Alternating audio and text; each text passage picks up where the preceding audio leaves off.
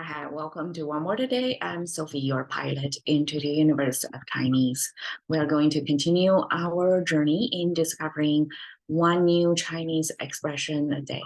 Yesterday, we talked about 棋逢对手, which is the happy state of being that you are meeting your match on a board game.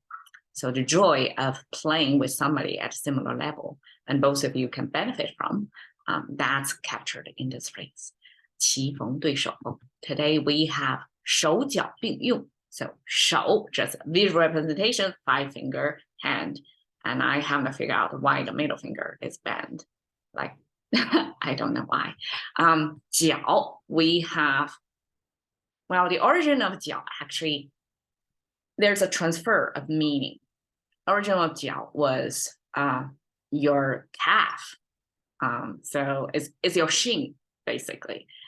But somehow it pointed lower to the foot itself. So the foot came from, well, there is this meat sign. And the right side, according to some scholars, this depicts the motion, not motion, the posture. Ancient people, when they sit, today, you probably can still see that in Japanese culture. When they eat and sit, they eat on a table, that's kind of a short table, lay on their tatami, right? And then they're going to kind of kneel down. And the way they are kneeling is to fold their kind of bend at the knee and to sit on top of their feet, something like that. And I think their posture also can include kind of put their feet perpendicular to the ground, so there's a tension over there, and the feet kind of vertical to the ground, and then you kind of sit on top of your heels. Picture that. You gotta be getting used to sitting over there to finish a meal. It seems to be painful if you do it without training at the beginning, right? But apparently that was sort of a common practice in ancient times that were captured in here. There is this kind of hunching, and then the bending of the knee, and then the leg kind of stylized and pointing down. Of course, it's not exactly going that in the physical world like that. So basically, it's just you're kind of sitting there with your knee bent. That's the main message. So you have the muscle, knee bending, and then here is, I don't exactly know what that depicts about. This is a mouse symbol, and then this kind of like a two little human figure. I understand contemporary Chinese, that means departure, means leave somewhere. So in some other renderings over there were this cave looking thing. It's not really a mouse, but a cave, and then person leave, supposedly like leave from the cave and go outerwhere, like elsewhere. And so why that's paired together with this kneeling sign is beyond me, but the whole thing gives you a little bit of a physical depiction of, because a lot of our Chinese characters, when we talk about anatomy on your body, arms, now hand is just using that as hand, but a lot of times we have this meat, this muscle symbol to mean it's part of the body. And I guess we use a little bit of posture that when that part of the human body were heavily relied on, right? In a feet sitting posture, the feet was the main weight holder, and therefore the main concept here. So that was pointing toward the feet. But yeah, the middle part, I haven't figured out yet. Okay. Means, you see, it's a repetition of the same look next to each other. And to me, this look like a type of weaponry. Basically, it's a long staff bind with a sharp knife on the top. So it's a weaponry. And I would imagine ancient times, and actually, I think I read it in somewhere history books. of ancient times, in war times, before, okay, in contemporary, to fight in the military, you got to have some training, right, to know how to use a weapon. But in ancient times, the war were the Cold War, right? There's no firearms involved. So a lot of times you don't really need that much of training. So at the beginning, probably nobody is a professional trained warrior. And so a lot of times it's farm hands. Farmers, they would be called to war. And in the peaceful time, they're farmers. In the wartime, they become soldiers.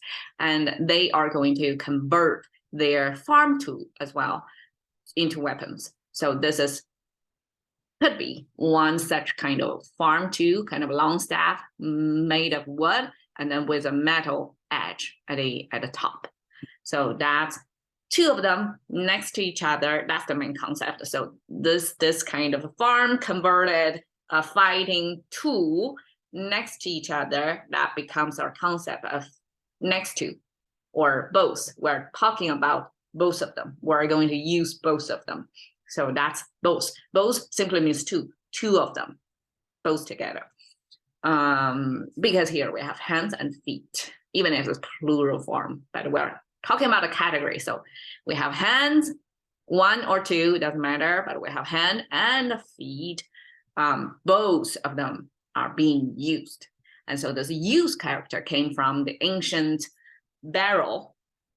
That's wood blocks. So you have a circle of wood panels and bind with some, I would imagine, some tightening thing that's kind of bind them tightly so water doesn't leak. And then at the bottom, there's this circular panel to go at the bottom and kind of insert it in so it doesn't fall. So the whole barrel was made up of wood. And for convenience of use, right? How are you going to carry it? You cannot like do this all the time, even if contemporary cross trainers probably do this holding. But ancient times, to make things easier to carry, there's a handle. So this is the handle added to it. This shape is the kind of the shape of the panel, how that looks like, the profile or the silhouette of the panel. And here is kind of a little bit of paneling that you can see. So I would envision like this is kind of a panel, and these could be the binder that to put tightly everything, wrap them together so they don't sink and fall apart, right? So it becomes one unit, and the top portion here is the handle. That's where you're going to hold the barrel or the bucket. So bucket was very useful back then. I mean, I would imagine it's quite some work to make a bucket not leaking, and once it's done, it's going to be used in many years to come, right? So that usefulness eventually got extended beyond its original use, just being a bucket. It becomes, the use itself becomes abstract, becomes, utility, something useful, become this use. And this use comes from this barrel that's being useful back then. And so hands, feet, oh gosh, okay, hands, feet, both in use. Okay, so I try to capture that in this bouldering moment that you do, like this person do use both hands and both feet in climbing up here, right? So that's exactly what we talk about here. 手脚并用 means clamber. I mean, as humans, normally we just walk in our leisure time, in our regular condition, we just stand on 2 feet and walk. It's enough for our mobility. But in special occasions, when we try to go up somewhere more vertical, that 2 legs or 2 feet is not enough to go upward. That's when the hands come to be used together with the feet. That's I guess clamor is a good way to capture 手脚并用. Okay, passion, intelligence, thinking about one word a day with Sophie. See you next time.